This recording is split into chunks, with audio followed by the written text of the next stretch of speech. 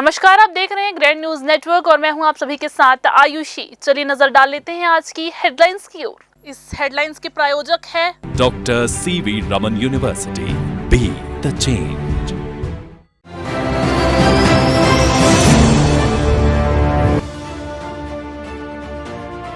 PACL chit fund company के 2 director फिर हुए गिरफ्तार। रतनपुर पुलिस को मिली बड़ी सफलता।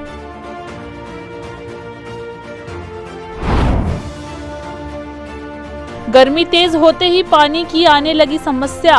वार्डों में टैंकरों से सप्लाई, निगम की व्यवस्था अधूरी। बजरंगियों की गुंडागर्दी से परेशान हुआ मसीही समाज। जिला प्रशासन के पास जाकर लगाई गुहार।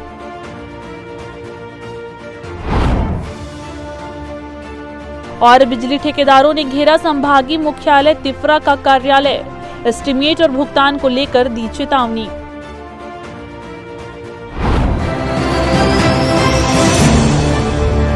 तो ये थी आज की हेडलाइंस और अब खबरें विस्तार से। रतनपुर पुलिस ने 7 वर्षों से फरार पीएसीएल चिटफंड कंपनी के 2 डायरेक्टरों को गिरफ्तार कर बड़ी सफलता हासिल की है।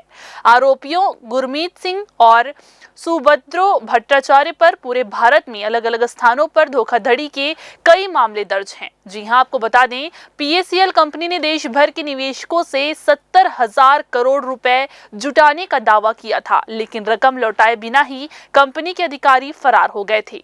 वर्ष 2018 में रतनपुर थाने में अनिल मधुकर नामक व्यक्ति ने शिकायत दर्ज कराई थी कि कंपनी ने 1449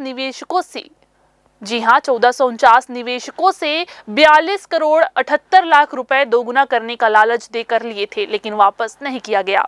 इस मामले में पहले ही कई डायरेक्टरों को गिरफ्तार कर जेल भेजा जा चुका है, जबकि अन्य फरार आरोपियों की तलाश अभी जारी थी। पुलिस को सूचना मिली कि गुरमीत सिंह और सुभद्रो भट्टाचार्य पहले से ही जेल में बंद है, जिसके बाद न्यायालय की अनुमति से उन्हें रिमांड पर लिया गया। पूछताछ में आरोपियों ने स्वीकार किया है कि पीएसीएल कंपनी ने पूरे भारत में हजारों करोड़ रुपए की ठगी की है। जी हां, मामले में पुलिस ने आरोपियों को न्यायालय में पेश कर दिया है। थाना रतनपुर में पीएसीएल कंपनी जो चिटफंड कंपनी है उसके खिलाफ में 2018 में क्राइम रजिस्टर था, जिसके 7 आरोपियों को पहले अरेस्ट किया जा चुका था। 2 आरोपी जिसमें कि फरार थे, पंजाब और दिल्ली के रहने वाले गुरमीत सिंह और सुब्रतो भट्टाचार्य, दोनों की अरेस्टिंग अभी प्रोडक्शन वारंट में की गई है और उनको गिरफ्तार करके न्यायिक रिमांड में भेजा गया है। इधर बिलासपुर संभाग में अवैध शराब के खिलाफ कड़ी कार्रवाई करते हुए आबकारी विभाग ने तखतपुर और कोटा क्षेत्र में बड़े पैमाने पर छापेमारी कर 131 लीटर महुआ शराब और 6,960 किलोग्राम महुआ लाहन जब्त किया है। जी हां, मिली जानकारी के अनुसार ग्राम धुआं में एक बाथरूम के अंदर और ऊपर बनी पानी की टंकी में छुपाकर रखे गए 10 ड्रमों में महुआ लाहन बरामद हुआ, जो अवैध शराब निर्माण के लिए तैयार किया जा रहा था। छापेमारी के दौरान 6 मामले दर्ज किए गए, जिसमें 4 आरोपी गिरफ्तार हुए हैं। गिरफ्तार आरोपियों में रामचंद्र ध्रुव, आजूराम टेकाम, अजय भारद्वाज और प्रेमदास शामिल है, जिनके पास से कुल 131 लीटर शराब और हजारों किलो महुआ लाहन जब्त किया गया।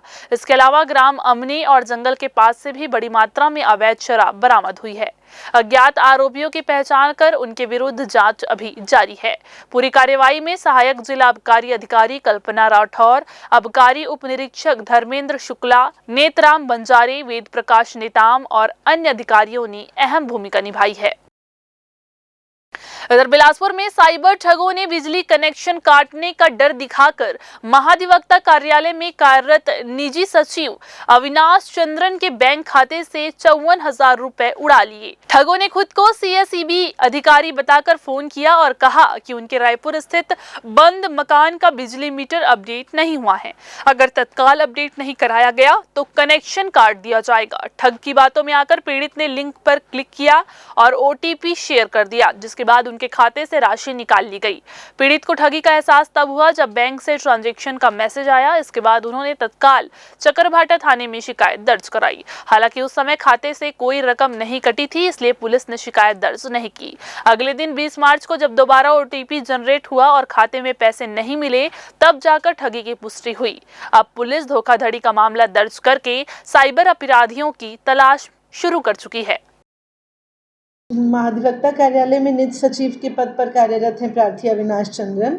उनके द्वारा पुलिस को आकर रिपोर्ट की गई कि एक अज्ञात व्यक्ति ने, जिसका मोबाइल नंबर उन्होंने बताया है, उसके धारक ने उनसे CACB में कार्यपालन अभियंता एग्जीक्यूटिव इंजीनियर के रूप में वो कार्यरत है, और उसने बताया है कि आप अगर अभी ये अमाउंट हमें नहीं ट्रांसफ़र करेंगे तो आपका मीटर अपडेट नहीं होगा और आपका बिजली का कनेक्शन काट दिया जाएगा। जिस पर से उन्होंने उसे जो डिटेल उनको चाहिए मांग रहा था वो दी। बाद में उन्हें पता चला कि वो ठगी के शिकार हो गए। इस पर पुलिस ने प्रथम दृष्टया अपराध पंजीबद्ध किया। बिलासपुर के जिला अस्पताल के 100 बिस्तर वाले मातृ शिशु अस्पताल में एक महिला मरीज से इलाज के नाम पर 6,000 रुपए मांगने के आरोप में स्त्री रोग विशेषज्ञ डॉक्टर वंदना चौधरी पर गाज गिरी है। इस मामले का खुलासा तब हुआ जब डॉक्टर और मरीज के परिजनों के बीच बातचीत का ऑडियो वायरल हुआ, जिसमें मरीज के परिजन 2,000 रुपए देने और बाकी 4,000 रुपए न दे पाने की बात कह रहे हैं। इसी दौरान डॉक्टर ने मरीज और परिजनों के साथ दुर्व्यवहार किया, जिसका मामला तुल पकड़ चुका है। जी हां, आप बता दें कि महिला के परिजनों ने इस घटना की शिकायत सिविल सर्जन से की, जिसके बाद डॉक्टर वंदना चौधरी को कारण बताओ नोटिस जारी किया गया और उनसे MTP गर्भपात संबंधी ऑपरेशन पर रोक लगा दी गई। जानकारी के अनुसार ग्राम सेमरचुआ निवासी जमंत्री पटेल नसबंदी करवाने अस्पताल में भर्ती हुई थी, जहां 19 मार्च को डॉक्टर वंदना चौधरी ने उनका ऑपरेशन किया। मरीज का आरोप है कि डॉक्टर ने इलाज के नाम पर 6,000 रुपए की मांग की और जब वे पूरी रकम नहीं दे पाए तो डॉक्टर उन्हें फोन कर परेशान करने लगी। मामले की गंभीरता को देखते हुए civil surgeon doctor Anil Gupta ने कार्रवाई करते हुए डॉक्टर वंदना चौधरी को उनके परिवार नियोजन और MTP ऑपरेशनों से हटा दिया। अब इनकी जिम्मेदारी डॉक्टर रमा घोष और ममता सलूजा को सौंपी गई है। फिलहाल वक्त हो चला है एक छोटा सा ब्रेक लेने का। ब्रेक के बाद हम जल्द वापस आएंगे, तब तक के लिए आप बने रहिए ग्रैंड न्यूज के साथ।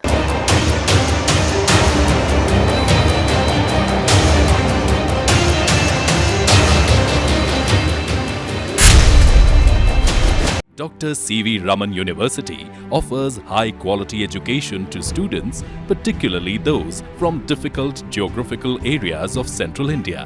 The flourishing 70-acre campus boasts of more than 120 state-of-the-art laboratories, smart classrooms, research centers, and a plethora of on-campus facilities that provide easy access. Dr. C.V. Raman University. Be the change. Break के बाद आप सभी का स्वागत है। अभी तो गर्मी की शुरुआत ही हुई है और पानी की समस्या ने कई क्षेत्रों में विकराल रूप कर लिया है। जी हां, आपको बता दें यही नजारा वार्ड क्रमांक 42 में भी नजर आ रहा है। यहां के रहवासी पिछले सप्ताह भर से पानी की समस्या से जूझ रहे हैं। हालांकि उनकी समस्या के समाधान के लिए टैंकर से पानी जरूर उपलब्ध कराया जा रहा है, लेकिन पानी नहीं मिलने से वार्ड वासियों में काफी आक्रोश है। गर्मी के दिनों में सबसे ज़्यादा समस्या पानी की होती है, क्योंकि गर्मी में वाटर लेवल डाउन हो जाता है, जिसकी वजह से पानी की समस्या उत्पन्न होने लगती है। कुछ यही नज़ारा इस समय नगर निगम सीमा क्षेत्र के वार्ड क्रमांक 42 शहीद चंद्रशेखर आज़ाद नगर में देखने को मिल रहा है। यहाँ पिछले सप्ताह भर से पानी की समस्या से लोग परेशान हो रहे हैं। हालांकि यहाँ पानी की समस्या को देखते हुए नगर निगम के द्वारा टैंकर के माध्यम से पानी की सप्लाई की जा रही है, लेकिन समय पर पानी नहीं आने से वार्ड वासियों में इसे लेकर आक्रोश है। उनका कहना है कि भले ही पाइपलाइन बिछा दी गई हो, लेकिन हर साल गर्मी में यहाँ पानी नहीं रहता, जिससे उन्हें परेशानी होती है। यह समस्या ग्राम पंचायत के समय से चली आ रही है, जिसका समाधान अब तक नहीं हुआ है। इसी के विरोध में वार्ड वासियों ने सड़क पर बाल्टी रख प्रदर्शन किया। मैं तो जब से यहाँ रह रहा हूँ तब से पानी की समस्या है, लेकिन अभी ये समस्या बहुत ज़्यादा ही बढ़ गया है। जैसे लोग बढ़ गए यहाँ पास के लोग, और वाटर लेवल बहुत नीचे चले गए हैं। उसके बाद भी यहाँ पास पानी तो जिसको ही फ़ोन लगाओ टाल देता है, बोलते हैं मोटर ख़राब है। पानी की समस्या उतनी नहीं है जितनी मोटर ख़राब होने की समस्या यहाँ पर। मोटर आए दिन हर 2 दिन में मोटर ख़राब की समस्या यहाँ पर आती है, और मोटर ख़राब की समस्या एक विभागी में रहती है, बाकी दूसरे मोहल्ले में जाते रहती है पानी।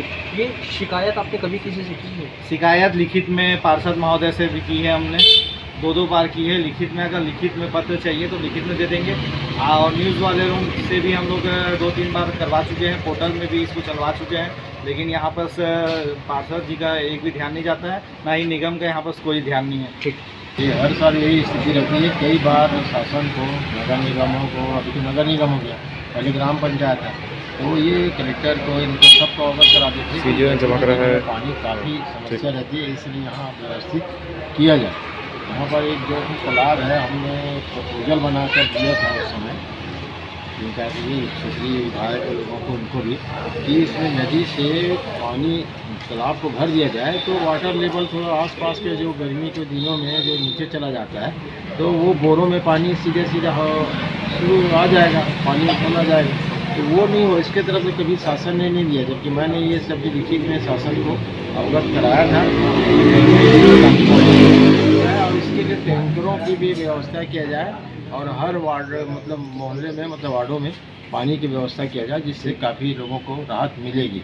ये काम शासन को करना चाहिए। और अभी बहुत ही समस्या उत्पन्न हो रही है, अभी गर्मी काफ़ी हुआ है। ये निगम के अधिकारियों की माने तो वार्ड क्रमांक 42 और वार्ड क्रमांक 43 में इस समय पानी की समस्या उत्पन्न हुई है, क्योंकि यहां वाटर लेवल डाउन हो गया है। पानी की समस्या के निदान के लिए यहां बोर में पाइपलाइन बढ़ाई गई है, लेकिन वह भी नाकाफी साबित हो रहा है। ऐसे में अब विभाग यहां बोर खनन करने पर विचार कर रहा है। हालांकि जब यहां ग्राम पंचायत को नगर निगम में शामिल किया गया था, तब क्षेत्रवासियों को उम्मीद थी कि यहां पानी की समस्या पूरी तरह से खत्म हो जाएगी, लेकिन 6 साल से अधिक का वक्त बीतने के बाद भी अब तक समस्या जस की तस है। देखना होगा कि अब बचे हुए गर्मी के दिनों में इन क्षेत्रों में टैंकर से ही पानी की सप्लाई होती है या फिर नगर निगम यहां कोई स्थायी व्यवस्था बनाता है।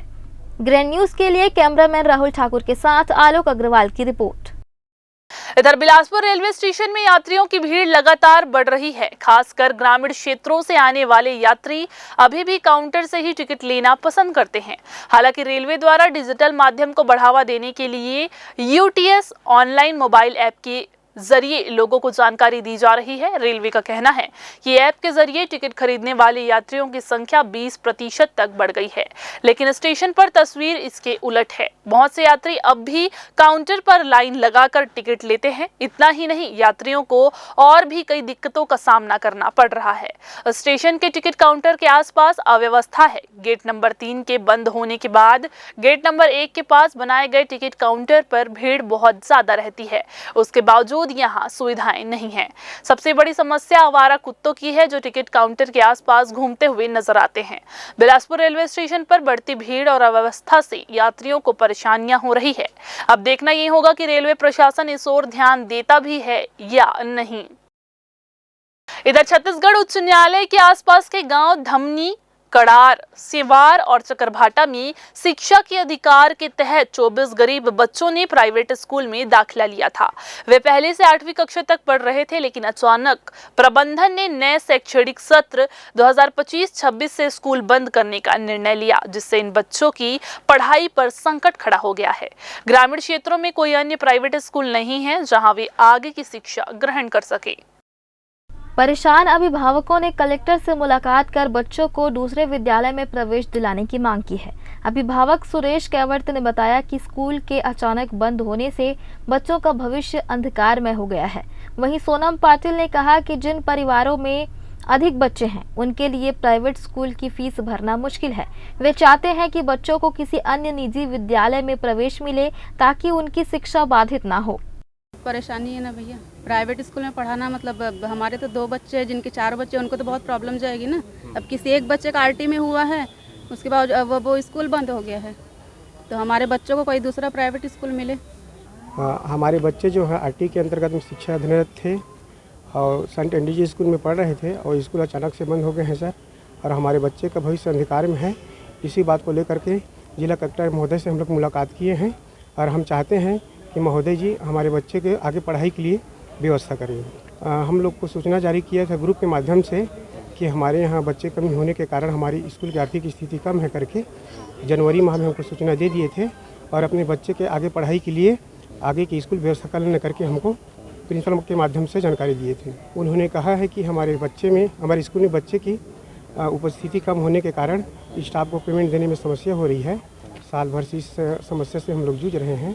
आगे संचालित नहीं कर पाएंगे, इस प्रकार से हम लोग को बोले थे। इस मामले में जिला शिक्षा अधिकारी अनिल तिवारी ने बताया कि जिले में 2 private school winners valley Jarhabhata और सेंट एंड्रयूज स्कूल धमनी सत्र समाप्ति के बाद बंद होने की सूचना दे चुके हैं।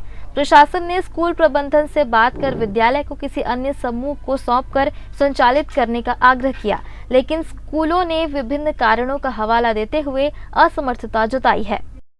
इसके पूर्व से ही हम लोगों ने सूचना की है कि हम स्कूल बंद करना चाह रहे हैं, किन्हीं न किन्हीं कारण को बताते हुए। यहाँ पर वीनस वैली है जरहाभाटा में, उन्होंने कारण ये बताया कि वो यहाँ से शिफ्ट होना चाह रहे हैं और किसी भी स्थिति में विद्यालय संचालन नहीं कर सकते। एज ए डीओ और एक सामान्य व्यक्ति की हैसियत से मैं स्वयं वहाँ पर विद्यालय में उपस्थित होकर के उनसे बात किया कि इस स्कूल को आप किसी अन्य समिति को हैंड ओवर कर सकते हैं, ताकि बच्चों जो आरटी के बच्चे यहाँ पर पढ़ रहे हैं वो लाभान्वित हो। अन्यथा की स्थिति में इन बच्चों को दूसरे स्कूल में समायोजन करने पर आरटी के प्रावधान के तहत उनको लाभ मिलना बंद हो जाएगा। इसी प्रकार एनडीज स्कूल जहाँ संख्या बहुत कम है बच्चों की, केवल और केवल आरटी के बच्चे हैं, उसको उन्होंने भी लिखित में सूचना दिया है कि वो प्राइवेट स्कूल के रूप में अब संचालन करने में असमर्थ कारण दिया हुआ है। उनको भी मैं संपर्क करके अपने वीओस के माध्यम से कि वहाँ पर स्कूल जो संचालन कर रहे हैं वो किसी न किसी रूप में दूसरे समिति को हैंड ओवर करके आरटी और बच्चों के हित में उसको संचालित कराएं, लेकिन दोनों अपने परिस्थिति जन्य कारणों को बताते हुए नहीं चलाना चाह रहे हैं। तो आगे की रणनीति, आज कलेक्टर महोदय भी उसके लिए चिंतित हैं, 2 बार मुझे निर्देश दिए हैं। इसी निर्देश के तारतम्य में मैं स्वयं वहाँ उपस्थित हुआ हूँ। शिक्षा के अधिकार अधिनियम के तहत पढ़ रहे गरीब बच्चों का भविष्य फिलहाल अंधकार में हो गया है। शिक्षा विभाग और जिला प्रशासन इस मामले में तत्काल कोई निर्णय लेकर बेहतर कदम उठाए ताकि बच्चों की पढ़ाई प्रभावित ना हो। इधर बिलासपुर के थाना सिविल लाइन क्षेत्र के मिनी माता नगर में 2 युवक धारदार हथियार लहराकर लोगों को भयाक्रांत कर रहे हैं। जी हां, इस घटना की सूचना मिलते ही पुलिस ने त्वरित कार्रवाई करते हुए आरोपियों रामू भारती और अजय भारती को गिरफ्तार कर लिया। आरोपियों के कब्जे से एक लोहे का धारदार चाकू और एक लोहे का कत्ता बरामद किया गया। पुलिस ने उनके खिलाफ अपराध कायम करके आर्म्स एक्ट की धारा 25 और 27 के अंतर्गत मामला दर्ज कर उन्हें न्यायालय में पेश किया, जहां से उन्हें जेल भेज दिया गया है। कल थी थाना सिविल लाइन में मिनी माता नगर से 2 व्यक्तियों जिनका की नाम है राजू भारती और अजय भारती, इनके विरुद्ध आर्म्स एक्ट की कार्रवाई की गई। ये अपने इलाके में आसपास के लोगों को धारदार हथियार दिखाकर डरा रहे थे। इस पर थाना सिविल लाइन में आर्म्स एक्ट के तहत अपराध पंजीबद्ध किया गया है। विवेचना की जा रही है, इन्हें न्यायिक रिमांड में भेजा गया है। फिर से वक्त हो चला है एक छोटा सा ब्रेक लेने का। आप बने रहिए ग्रैंड न्यूज के साथ।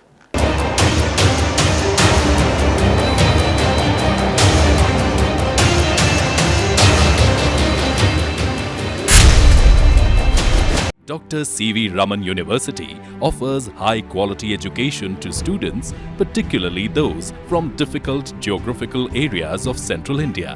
The flourishing 70-acre campus boasts of more than 120 state-of-the-art laboratories, smart classrooms, research centers, and a plethora of on-campus facilities that provide easy access. Dr. C.V. Raman University.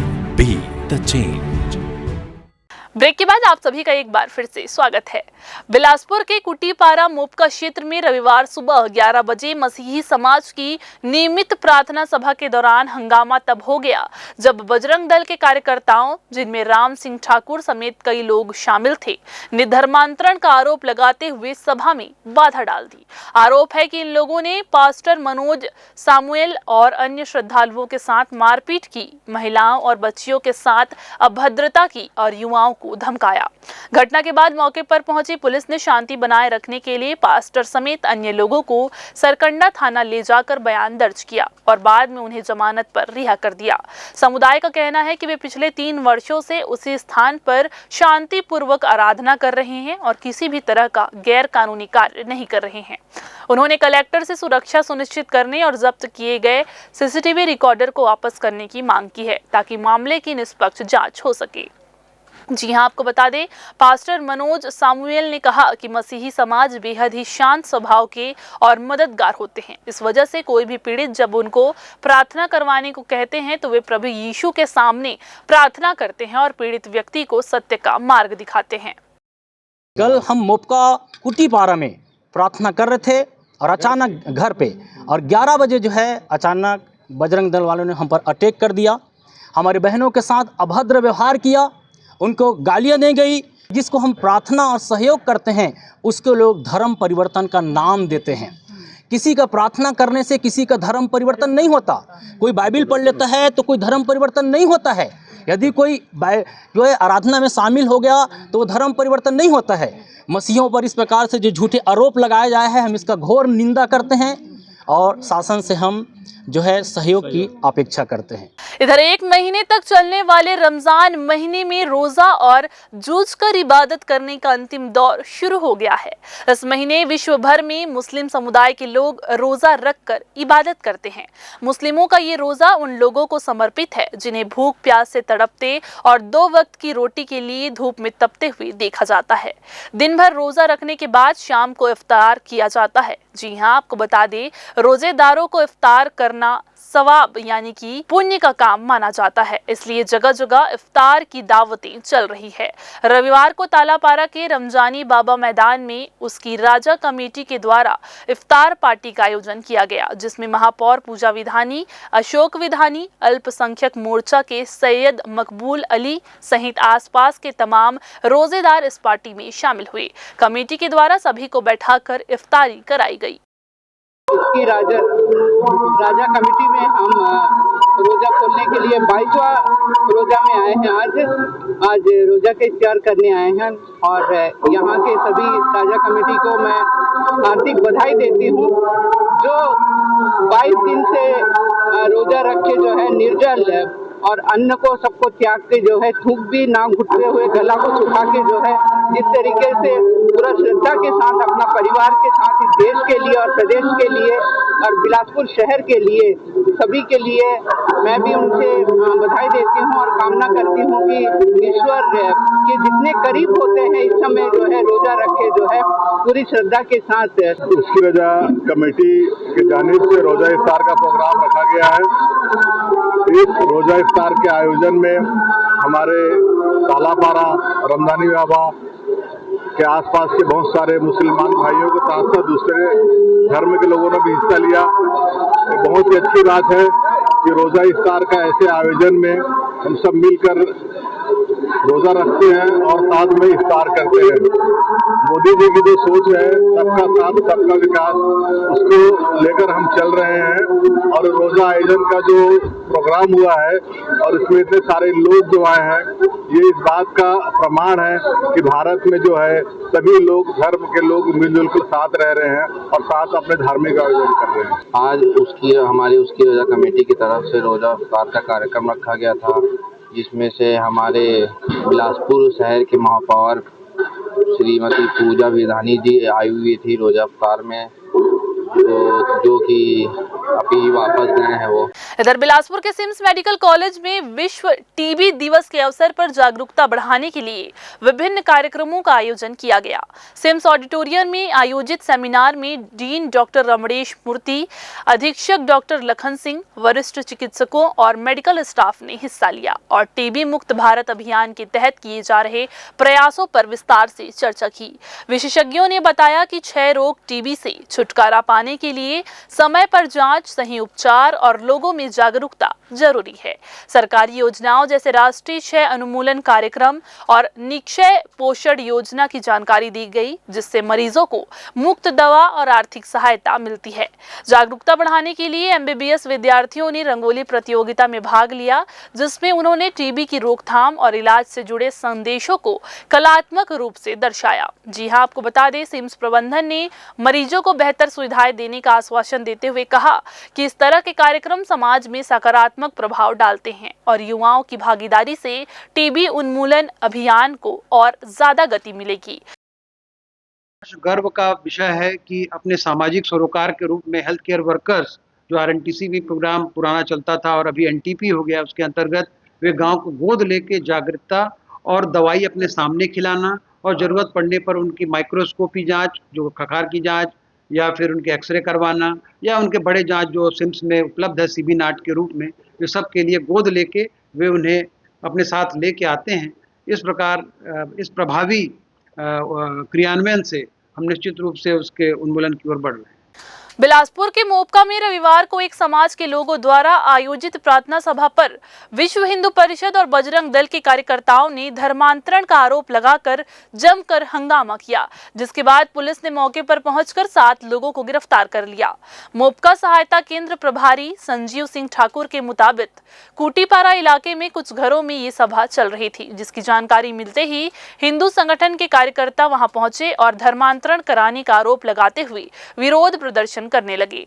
स्थिति बिगड़ती हुई देख पुलिस ने हस्तक्षेप किया और सभा में शामिल मनोज कुमार सैमुअल, उनकी पत्नी अजू सैमुअल और यारुषा किशोर, राजकुमार साहू, पास्टर व्यास कुमार कुर्रे, जसपाल अहिरवार और राहुल पटेल उर्फ राम प्यारी को छत्तीसगढ़ धर्म स्वतंत्र अधिनियम 1968 की धारा 3 के तहत गिरफ्तार कर लिया। पुलिस ने विश्व हिंदू परिषद और बजरंग दल की शिकायत के आधार पर 4 अलग-अलग मामले दर्ज किए हैं।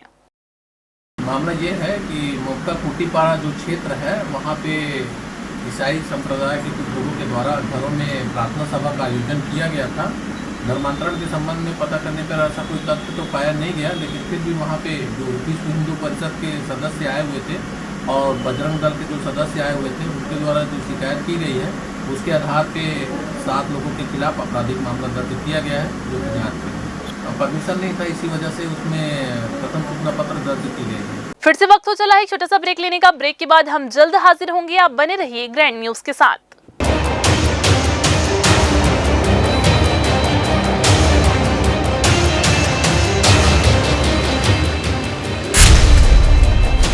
Dr. C.V. Raman University offers high-quality education to students, particularly those from difficult geographical areas of Central India.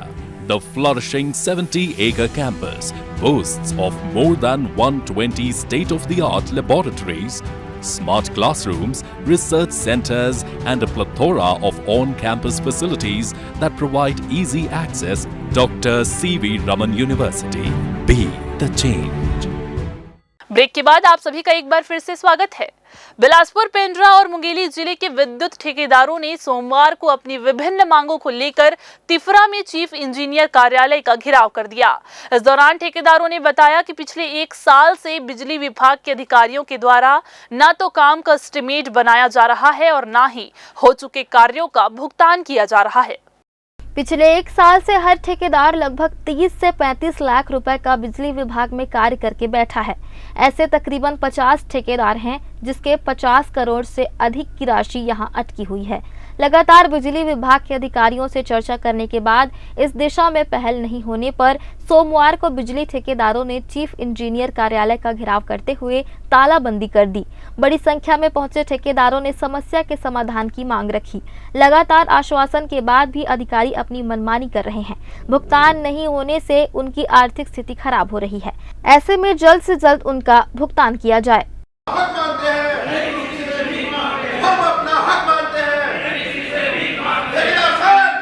जले हुए तार बदलने का काम था, जिसको साहब लोगों के बोलने पर हमने तुरंत तत्काल काम किया, चाहे पानी हो बरसात हो। उनका रात में फ़ोन आता है कि सुबह आपको काम करके देना, नहीं तो पूरा बिजली बंद है।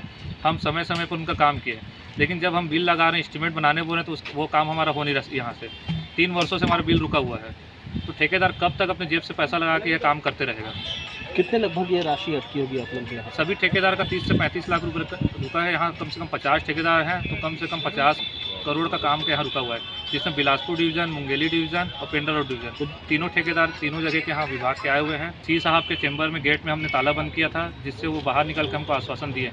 हम लोग आधी रात में भी जाके काम करवाते हैं। इनके टूटे फूटे पुल के काम के, कभी केबल जल गया, कभी कुछ हो गया, इनके सब दिक्कत में हम लोग साथ में खड़े होते हैं, अपना पैसा लगा के काम करते हैं। और पिछले 2-2.5 साल से 3 साल से हम लोग का ये जो जितने आपात स्थिति के काम किए, इसमें किसी का भी ना एस्टीमेट बन रहा है, ना किसी का पेमेंट हो रहा है। काम करवाने के बाद भी हम लोग अधिकारियों के पीछे घूमते हैं, एस्टीमेट बना दीजिए। बड़े मुश्किल से मान लीजिए कुछ एस्टीमेट बन गया तो फिर फंड के लिए पीछे पीछे घूमते हैं। उन्होंने कहा कि हर मौसम में वे बिजली विभाग के लिए तत्परता से काम करते हैं। ऐसे में भुगतान नहीं मिलने से उनकी आर्थिक व्यवस्था गड़बड़ा रही है, जिस पर विभाग ध्यान नहीं दे रहा है। ठेकेदारों ने समस्या के निराकरण नहीं होने तक आंदोलन करने की बात कही है। ग्रैंड न्यूज के लिए राहुल ठाकुर के साथ आलोक अग्रवाल की report. ITF world tennis tournament juniors का शुभारंभ INH के प्रधान संपादक डॉक्टर हिमांशु द्विवेदी और छत्तीसगढ़ टेनिस संघ के महासचिव गुरुचरण सिंह होरा ने किया। छत्तीसगढ़ स्टेट टेनिस एसोसिएशन की ओर से रायपुर इंटरनेशनल टेनिस एकेडमी कृषक नगर में 22 से 29 मार्च तक ये प्रतियोगिता की जा रही है। इस वर्ष के टूर्नामेंट में Bharat, America, Canada, Australia, Italy और मेक्सिको सहित 6 देशों के 96 खिलाड़ी भाग ले रहे हैं। भारत की 56 बालक और 40 बालिकाएं इस टूर्नामेंट में चुनौती पेश कर रही हैं, जबकि अंतर्राष्ट्रीय खिलाड़ी इस प्रतियोगिता को और भी रोमांचक बना रहे हैं। इस अवसर पर टेनिस संघ के महासचिव गुरुचरण सिंह होरा ने कहा कि राज्य सरकार टेनिस को लेकर गंभीर है। अनेकों एकेडमी बनाए जा रहे हैं, जहां छोटे बच्चे जो गांव से निकलकर बड़े शहरों में अपनी प्रतिभा दिखा रहे हैं, ऐसे बच्चों के लिए यह प्लेटफॉर्म एक बहुत ही आवश्यक बन चुका है। सभी बच्चों के उज्जवल भविष्य की कामना करता हूँ। मुख्य अतिथि के रूप में पहुंचे हरिभूमि INH न्यूज के प्रधान संपादक हिमांशु द्विवेदी का कहना है कि मैं खुद एक टेनिस प्लेयर हूँ और समय समय पर टेनिस खेलता हूँ। बच्चों और युवा खिलाड़ी जो कि टेनिस के प्रति खास रुचि रखते हैं, उनके लिए यह प्लेटफॉर्म एक अच्छा रास्ता है। आने वाले समय में उनके लिए एक बहुत अच्छा प्लेटफॉर्म साबित होगा, क्योंकि टेनिस को लेकर हमारे प्रदेश में पिछले 1 दशक में काफी कुछ सुधार आया है। खेलों में खिलाड़ियों के स्वभाव में, अकादमी में सभी को मैं बहुत बहुत बधाई देता हूँ। देखिए, जैसा कि अभी आपने हिमांशु जी को सुना, और उनका टेनिस के प्रति बहुत ज़्यादा लगाव है और टेनिस के प्रति प्रेम और मोहब्बत भी ज़्यादा है। और निसंदेह उन्होंने जो बातें कही वो अक्षरता सही है कि छत्तीसगढ़ में पिछले 15-20 सालों में जो टेनिस में काम हुआ, वो मेरे ख्याल से किसी भी खेल में काम नहीं हुआ। और इसका जो पूरा श्रेय जाता है हिमांशु जी को भी जाता है, उनकी टीम को जाता है। मैं सबसे बड़ा श्रेय आज की डेट में अगर देना चाहूँगा तो माननीय मुख्यमंत्री जी ने 2 और 3 खेलों में एकेडमी में 14 पद स्वीकृत किए हैं, जिसमें एक टेनिस है जिसमें यहाँ 14 पद स्वीकृत किए, हॉकी स्टेडियम में किए, और ये बहुत जल्दी ये मूर्त रूप ले लेगा। और माननीय मुख्यमंत्री जी विष्णुदेव साय जी जो हैं वो अपना छत्तीसगढ़ ओलंपिक संघ के अध्यक्ष हैं, विक्रम सिसोदिया जी महासचिव। विक्रम सिसोदिया लगातार 15 वर्षों तक टेनिस का प्रतिनिधित्व किया, टेनिस में काम किया, और अभी उनके ही बाद उनकी पूरी टीम इस पूरे आयाम को आगे बढ़ा रही। मैं सबको इस अवसर पर शुभकामनाएं देता हूँ। छत्तीसगढ़ के लिए और रायपुर के लिए बड़ा गर्व का विषय है कि एक अंतर्राष्ट्रीय स्तर का टूर्नामेंट छत्तीसगढ़ में होने जा रहा है। पूरे देश में केवल 3 जगह पर ये आयोजन है, इंदौर में है, पूना में है और रायपुर में है। तो निश्चित रूप से ये हम सबके लिए गर्व का विषय है और हमारी कोशिश होनी चाहिए कि हम इतने बेहतर तरीके से इस टूर्नामेंट को आयोजित करें ताकि भविष्य में भी और बेहतर हमें जो है इस प्रकार के टूर्नामेंट आयोजित करने का अवसर मिले। इतनी बेहतरीन एकेडमी जब यहाँ पर तैयार हो गई है रायपुर में, तो वो तमाम जो इंफ्रास्ट्रक्चर की ज़रूरत होती है एक अंतर्राष्ट्रीय टूर्नामेंट के लिए, वो अब रायपुर में उपलब्ध है। तो उम्मीद करते हैं कि अभी जूनियर का हमें टूर्नामेंट मिला है, आने वाले समय में गुरुचरण जी और सरकार के प्रयासों से और भी बेहतर किस्म के टूर्नामेंट रायपुर में आयोजित करने का अवसर मिलेगा, ऐसी मैं उम्मीद करता हूँ। सर, ये डिस्ट्रिक्ट और स्टेट लेवल में जो बच्चे आते हैं, ऐसे ग्रामीण अंचल में ऐसे बच्चे टेनिस के प्रति बड़ी रुचि रखते हैं, देखिए, मैंने जब अभी ओपनिंग सेरेमनी में अपना स्पीच दे रहा था उस समय भी मैंने ये बात कही थी, पिछले 10 साल में छत्तीसगढ़ में टेनिस की दृष्टि से जो काम हुआ है पूरे देश में ऐसा काम कहीं नहीं हुआ। इसका श्रेय अगर जाता है तो विक्रम सिसोदिया और गुरुचरण सिंह होरा के सामूहिक प्रयास को है।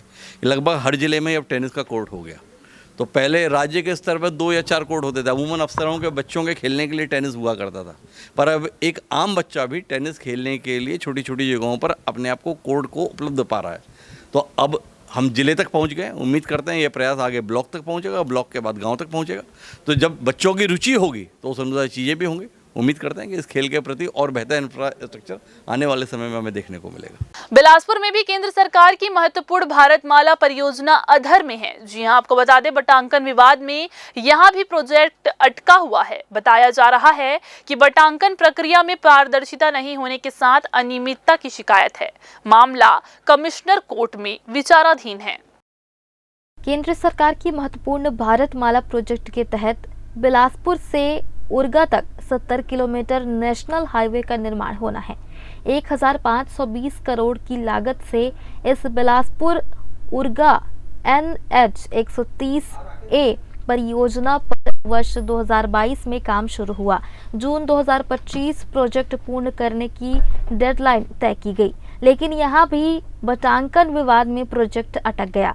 जानकारी के मुताबिक बटांकन प्रक्रिया में पारदर्शिता नहीं होने के साथ अनियमितता की शिकायत है। 70 किलोमीटर के इस प्रोजेक्ट में करीब 65 किलोमीटर का कार्य पूर्ण कर लिया गया है। 5 किलोमीटर का कार्य शेष है। इसमें जयराम नगर और कोरबा में क्रॉसिंग वर्क के साथ मेजर वर्क बिलासपुर के ढेका में बचा हुआ है, जहां लैंड का बटांकन नहीं मिला है। 70 किसानों का करीब 2 हेक्टेयर भूमि प्रोजेक्ट में आ रहा है। इसी जमीन के बटांकन में विभाजन को लेकर असहमति बनी हुई है। कहा जा रहा है कि मुआवजा के लिए बटांकन में गड़बड़ी की गई है, लिहाजा बटांकन प्रक्रिया में पारदर्शिता नहीं होने के साथ अनियमितता की शिकायत की गई है। मामला कमिश्नर कोर्ट तक पहुंच गया है, जहां निर्माण विचाराधीन है। इधर इस बटांकन विवाद और प्रशासन की उदासीनता के कारण अब प्रोजेक्ट अधर में है। योजना के तय समय में भी पूरा होने में भी संशय है। बिलासपुर से उरगा के बीच में NHI के द्वारा सड़क निर्माण किया जा रहा है। बिलासपुर जिले के अंतर्गत जितना भी जमीन अधिग्रहण करने का था, अधिग्रहण का कार्य पूर्ण हो चुका है। ग्राम ढेका के पास भूमि कब्जा में लेने का प्रकरण शेष है। अगर NHI वाले आकर के अनुभाग अधिकारी से संपर्क करेंगे तो उसको कब्जा दिलाया जाएगा और निर्माण कार्य प्रारंभ कर सकते हैं। मुआवजा राशि को लेकर के NHI के द्वारा सक्षम अधिकारी आयुक्त बिलासपुर संभाग के पास अपील प्रस्तुत किया गया है। उसमें आदेश हुआ है कि नहीं हुआ हमको अभी जानकारी नहीं है। हालांकि अधिकारी बिलासपुर उरगा नेशनल हाईवे प्रोजेक्ट को महत्वपूर्ण बताते हुए तेजी से कार्य पूरा करने के लिए प्रयासरत होने की बात कह रहे हैं। अधिकारियों का कहना है भूमि बटांकन को लेकर कुछ विवाद सामने आया है। वर्तमान में कमिश्नर कोर्ट में मामला विचाराधीन है।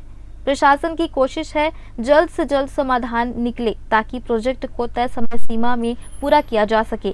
गौरतलब है कि बिलासपुर उरगा परियोजना के पूर्ण होने से बिलासपुर और कोरबा की दूरी कम हो जाएगी। कम समय में गंतव्य तक पहुंचा जा सकेगा। ग्रैंड न्यूज के लिए कैमरामैन राहुल ठाकुर के साथ आलोक अग्रवाल की report.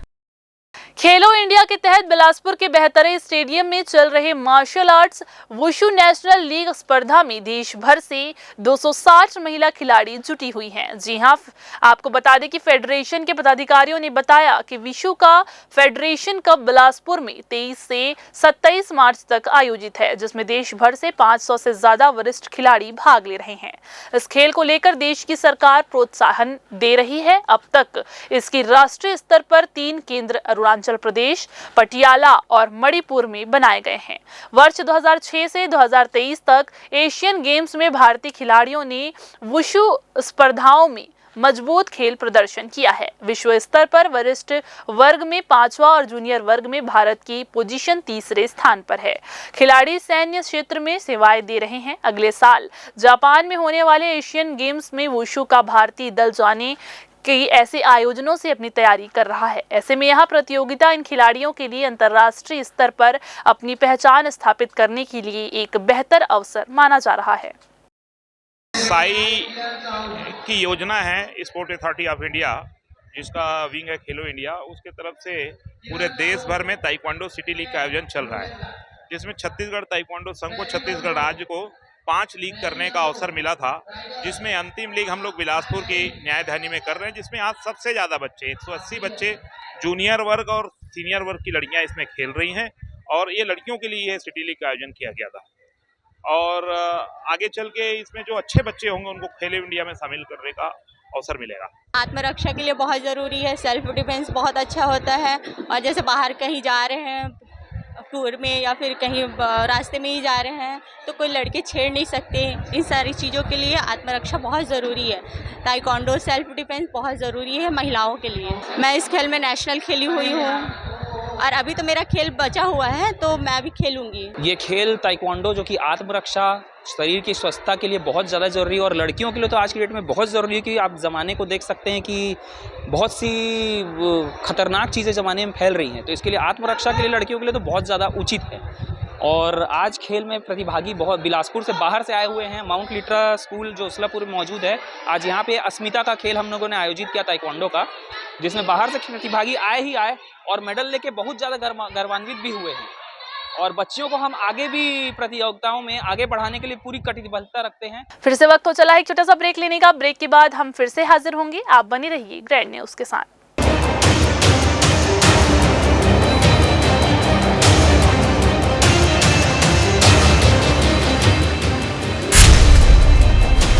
Dr. C.V. Raman University offers high-quality education to students, particularly those from difficult geographical areas of Central India. The flourishing 70-acre campus boasts of more than 120 state-of-the-art laboratories, smart classrooms, research centers, and a plethora of on-campus facilities that provide easy access. Dr. C.V. Raman University. Be the change. Break के बाद आप सभी का एक बार फिर से स्वागत है। राष्ट्रीय महिला आयोग की सदस्य ममता कुमारी अपने 2 दिवसीय दौरे पर आज बिलासपुर पहुंची, जहां उन्होंने संभाग के 5 जिलों से आई करीब 48 शिकायतों की जनसुनवाई की। इनमें घरेलू हिंसा, दहेज प्रताड़ना और यौन उत्पीड़न के कई मामले शामिल हैं। आयोग ने यौन उत्पीड़न के मामलों में तत्काल कार्रवाई के निर्देश दिए, जबकि पेंडिंग मामलों के निष्पादन के लिए 1 सप्ताह की समय सीमा तय की गई। आयोग आपके द्वार कार्यक्रम के तहत पूरे देश में जनसुनवाई कर मामलों का त्वरित निपटारा किया जा रहा है, जिससे पीड़ितों को बार बार भटकना ना पड़े। ममता कुमारी ने साइबर अपराध और मोबाइल टेक्नोलॉजी के दुरुपयोग पर चिंता जताते हुए कहा कि जैसे जैसे विज्ञान आगे बढ़ रहा है, आयोग की सदस्य ममता ने कहा कि जैसे जैसे संसाधन आगे बढ़ते जा रहे हैं, वैसे वैसे चुनौतियां भी बढ़ती जा रही है, लेकिन आयोग इन चुनौतियों को स्वीकार करके न्याय दिलाने के लिए प्रतिबद्ध है। अभी जो राष्ट्रीय महिला आयोग आपके द्वार कार्यक्रम के तहत ये सिर्फ यहाँ बिलासपुर नहीं है, छत्तीसगढ़ नहीं है, पूरे देश में हम लोग जनसुनवाई लगा करके उसके केस का निष्पादन करते हैं, जिसमें कि यहाँ पर 5 जिला लिया गया है। इस 5 जिला में से 48 केसेस जिनकी सुनवाई आज हुई है, और इसमें से अगर आप सभी केसों को देखेंगे तो घरेलू हिंसा, दहेज प्रताड़ना, इसके केस बहुत ज़्यादा हैं। और इसके लिए आयोग ये सोचती है कि क्यों ना इन केस को एक जगह करके आयोग ही आ करके एक एक करके वहाँ जाने से जो परेशानियाँ होगी आम महिलाओं को, जिनके पास साधन नहीं है, सुविधा नहीं है, अपने केस के लिए लड़ने के लिए पैसे नहीं है, उसके लिए आयोग चिंतित है। और उसी के लिए हम लोग जनसुनवाई लगा करके यहाँ पर जो उस केस से संबंधित पुलिस अधिकारी हैं उनके साथ उन्होंने क्या किया है उस केस में, उसको देखते हुए उसका निष्पादन करने का काम करते हैं। देखिए, चाहे वो विभाग का केस हो, चाहे वो किसी की व्यक्तिगत केस हो, न्याय संगत जो पद्धति है आयोग की, उस पद्धति में वो सारे का इंक्वायरी करना, उनकी जांच करना, उनको सही न्याय दिलाना, उनके आंसू को पोंछना, ये आयोग की पहली जिम्मेदारी होती है कि उनके साथ न्याय संगत बात हो। चाहे राज्य महिला आयोग है, राष्ट्रीय महिला आयोग है, ये दोनों इसमें निरंतर काम करती रहती है।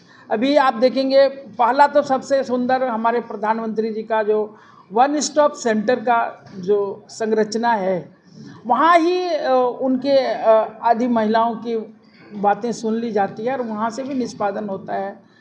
ये भी हमने देखा है यहाँ भी। इधर सिरगिट्टी में शनिवार देर रात उस समय हड़कंप मच गया जब सूर्यवंशी भवन के पास एक तेंदुए के विचरण करने की खबर सामने आई। प्रत्यक्षदर्शियों के मुताबिक तेंदुए को देखकर लोग दहशत में आ गए, मगर वन विभाग ने इसकी पुष्टि नहीं की है। शनिवार की रात करीब 2:30 बजे सूर्यवंशी भवन में सो रहे संदीप कुमार खरे ने भवन के बाहर एक तेंदुए को देखा। उन्होंने बताया कि पहले कुत्तों के भौंकने की आवाज आई, जिसके बाद जब उन्होंने दरवाजा खोला तो सामने गली में एक तेंदुआ नजर आया। ये देखते ही उन्होंने तुरंत गेट बंद कर दिया और अंदर मौजूद लोगों को इसकी जानकारी दी, जिसके बाद ये खबर पूरे इलाके में आग की तरह फैल गई। लोगों में भय का माहौल है क्योंकि ये तेंदुआ दोबारा भी आ सकता है। शनिवार को जब रात को ना कुत्ते भौंक रहे थे, करीब 2-2:30 बजा था, तो मैं उठ के देखा तो बगल में ना वहाँ तेंदुए थे। तो मैं डर के ना फिर बाहर ही नहीं निकला, फिर गेट के पास ही था, तो गेट वहाँ से ऐसे मुड़ के देखा ना, कुत्ते लोग 5-6 कुत्ते थे, उन्हीं लोग बहुत टाइम से भौंक रहे थे। तो उठा, गेट खोला और देखा तो बगल में वो जा रहा था तेंदुआ। तो मैं फिर गेट बंद करके अंदर चला गया और भैया को बताया कि ऐसा ऐसा बात है। तो कोई हम लोग बाहर ही नहीं निकले, और जो भवन था ना, वहाँ का गेट का ताला बंद कर दिए। उसके बाद तो अपने परिजनों को, मतलब अपने परिवार में और घर में फिर कॉल किए थे भैया लोग। लग रहा था हम लोग का, मैं देखा हूँ तो मेरे को तो और मेरे परिवार वालों को तो लग ही है, डर ही है। हम लोगों के घर में तो दहशत का माहौल ही है ऐसा भी, क्योंकि हमारे घर में हमारी माता जी ख़त्म हुई है, तो हम घर से बाहर भवन में सो रहे हैं। घर में रहते तो ये प्रॉब्लम नहीं होता, लेकिन अभी बाहर में रह रहे हैं। तो हमारा भाई जो कि आर्मी का ट्रेनिंग ले रहा है, वो जब इतना डर गया तो हम लोगों को खुद इतना डर लगने लगा कि हम लोग अभी पूरा फैमिली पूरा दहशत में है। इस नाम से हम लोग अंदर से ताला बंद करके सो रहे हैं उसी भवन में जहाँ पे ये देखा है। बता रहा था कि कल रात को हम लोग 2 से 2:30 बजे के बीच में तेंदुआ देखे हैं। अब वो शेर बोला था, तेंदुआ बोला था, उनको वो समझ में तो आता नहीं है। तो मोहल्ले में चर्चा का विषय बना था कि कल रात को तेंदुआ देखा गया है। तो 10-12 लड़के लोग से पूछताछ की गई, पता किया गया तो घटना सही था। आज खबर मिली है कि नगपुरा के साइड उसी तेंदुआ को देखा गया है। ये जानकारी नगपुरा से आया है, जिसका वीडियो भी मैं आपको भी दूंगा। तो ऐसी जानकारी क्षेत्र में है कि तेंदुआ घूम रहा है। नहीं, वन विभाग की टीम अभी तक तो आया नहीं है। हो सकता है आज आएँ, अखबार में छपा है तो उसके हिसाब से उन लोग हो सकता है आज आ सकते हैं। भाई भय का माहौल है। तेंदुआ तो नुकसान पहुंचा ही सकता है। बच्चे घूमते रहते हैं, रात को गांव के लोग घूमते हैं। तो अगर इससे बड़ी घटना होने की संभावना है, तो मैं समस्त वन विभाग के अधिकारियों से और क्षेत्र के अधिकारियों से अनुरोध करता हूं कि इसमें निगरानी रखा जाए, ताकि क्षेत्र में बड़ा घटना ना हो सके। सिरगिट्टी क्षेत्र फदहाघार वन क्षेत्र से सटा हुआ है, जहां पहले भी जंगली जानवर देखे गए हैं, लेकिन अब तक तेंदुए की मौजूदगी की पुष्टि नहीं हुई थी। वन विभाग के अधिकारी अभी भी इसे अफवाह ही मान रहे हैं, लेकिन स्थानीय नागरिक इसे गंभीर खतरा मान रहे हैं। अभी कुछ दिनों से लगातार ऐसा आम जनमानस में खबरें वायरल हो रही है कि कहीं टाइगर देखा गया है, कहीं तेंदुआ देखा गया है, पर इसकी पुष्टि हम अपने वृत्त स्तर पर नहीं करते हैं, क्योंकि इसकी विधिवत सूचना हमको प्राप्त नहीं हुई है और हमारे स्टाफ के द्वारा या उड़नदस्ता दल के द्वारा इसकी पुष्टि नहीं की गई है। और जिस क्षेत्र में सिरगिट्टी एरिया में आप कह रहे हैं, उस क्षेत्र में आरक्षित वन क्षेत्र लगा हुआ है और उस आरक्षित वन क्षेत्र में अभी तक तेंदुए जैसे किसी वन्यजीव की, हिंसक वन्यजीव की कोई मूवमेंट नहीं है। फिलहाल सिरगिट्टी में लोग दहशत में हैं और तेंदुए की तलाश जारी है। वन विभाग इसे अफवाह बता रही है, क्योंकि अभी कई दिनों से बिलासपुर वन मंडल के कई जगहों पर बाघ तेंदुआ दिखने की अफवाह फैली थी, मगर वन विभाग की जांच में कुछ नहीं मिला, केवल अफवाह ही थी। इसलिए इस मामले को भी अफवाह माना जा रहा है। कैमरामैन राहुल ठाकुर के साथ आलोक मित्तल की रिपोर्ट। इधर बिलासपुर परिक्षेत्र अंतर्गत राजपूत क्षत्रिय प्रीमियर लीग क्रिकेट टूर्नामेंट का आयोजन मिनी स्टेडियम गांधी चौक बिलासपुर में किया गया। इस टूर्नामेंट में कुल 8 टीमों ने हिस्सा लिया। वहीं प्रतियोगिता का फाइनल मुकाबला अमेरी एवेंजर्स एवं चिंगराजपारा लीजेंड्स के मध्य हुआ, जिसमें चिंगराजपारा लीजेंड्स ने पहले बल्लेबाजी करते हुए 13.4 ओवर में अपने सभी विकेट खोकर मात्र 90 रन ही बना सके। जवाब में अमेरी एवेंजर्स ने 7.3 ओवर में 3 विकेट खोकर लक्ष्य को प्राप्त कर फाइनल मैच में विजयी होकर टूर्नामेंट को अपने नाम कर लिया। टूर्नामेंट के फाइनल मैच के मुख्य अतिथि के रूप में केंद्रीय राज्य मंत्री तोखन साहू तथा अध्यक्षता समाज के केंद्रीय अध्यक्ष द्वारा सिंह राजपूत ने किया। आपको बता दें कि तोखन साहू ने अपने उद्बोधन में कहा कि सामाजिक खेल प्रतियोगिता का आयोजन समाज के विकास के लिए आवश्यक है तथा इसका आयोजन नियमित रूप से होना ही चाहिए। जीतने वाले टीम को बधाई देता हूं, बहुत बहुत बधाई। जो दूसरे नंबर आए हैं उनको विजन घोषित करने की बात नहीं है। हार है कभी जीत है और जीत है कभी हार है। इसलिए जो पिछड़ गए भाई वो अच्छा प्रयास करिए, अच्छा बैटिंग, अच्छा फील्डिंग और अच्छा बॉलिंग होना चाहिए। पकड़ोगे केस तो जीतोगे, इसलिए प्रयास करते रहिए।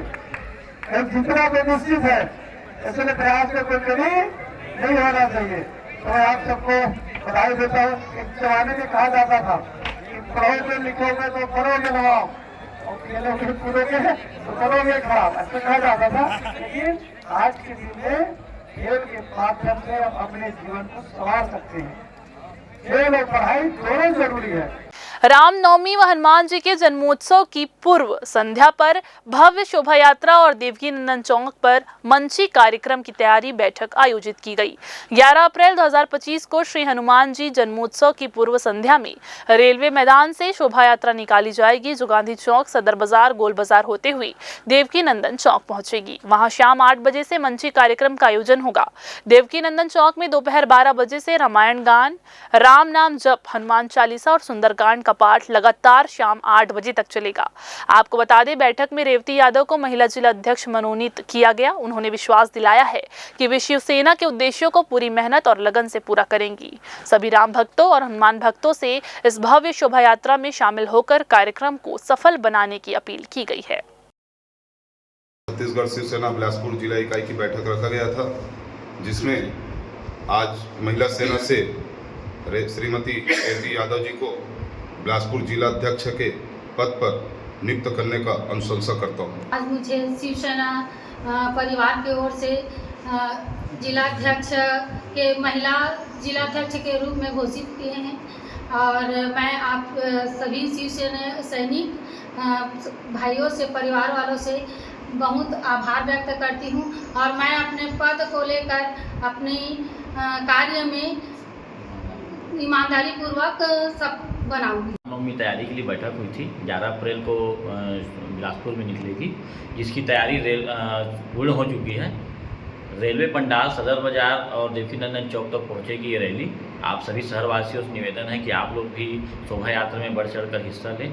ये रामधुन और भजन कीर्तन के साथ दोपहर 12 बजे से देवकी नंदन चौक में चालू होगी और रैली शाम को 8 बजे देवकी नंदन चौक पहुंचेगी शहर से मुख्य मार्गों से और वहाँ धर्म सभा के रूप में परिवर्तित होगी। बिलासपुर शिवसेना की बैठक आज रखी गई थी, जिसमें हम लोगों का आगामी प्रोग्राम रामनवमी शोभा यात्रा है, इसकी तैयारी के लिए चर्चा की गई है। सभी विधानसभा में कार्यकर्ता और अधिक से अधिक झांकी और कार्यक्रम को सफल बनाने के लिए दिशा निर्देश दिया गया है।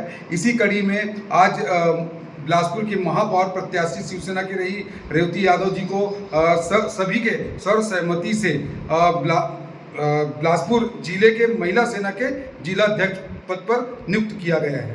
इधर बिलासपुर पुलिस ने नशे के कारोबारियों के खिलाफ कड़ी कार्रवाई करते हुए कोनी थाना क्षेत्र में वाहन चेकिंग के दौरान 100 किलोग्राम अवैध गांजे के साथ 3 अंतर्राज्यीय तस्करों को गिरफ्तार किया है। जी हां, आपको बता दें, एसएसयू और कोनी पुलिस ने संयुक्त रूप से ये कार्रवाई की। आरोपी सौरभ यादव, सचिन यादव और विष्णु सिंह, जो उत्तर प्रदेश के निवासी है, उड़ीसा से गांजा लाकर सुल्तानपुर ले जा रहे थे। मुखबिर की सूचना पर मोपका बाईपास के पास नेशनल हाईवे 130 पर टाटा नेक्सॉन कार को रोका गया, जिसमें बाउंड टेप से लगे 100 पैकेट गांजा छिपा कर रखे गए थे। पुलिस ने मौके से 4 एंड्रॉइड मोबाइल भी जब्त किया है। जब्त सामग्री की कुल कीमत करीब 1 करोड़ 25 लाख रुपए आंकी गई है। पुलिस ने नारकोटिक्स एक्ट की धारा 20 के तहत मामला दर्ज कर आरोपियों को न्यायालय में पेश किया है। तो ये थी आज की बुलेटिन की तमाम खबरें। अगले बुलेटिन में फिर होगी आपसे मुलाकात। तब तक के लिए पूरी टीम के साथ मुझे दीजिए इजाजत। नमस्कार।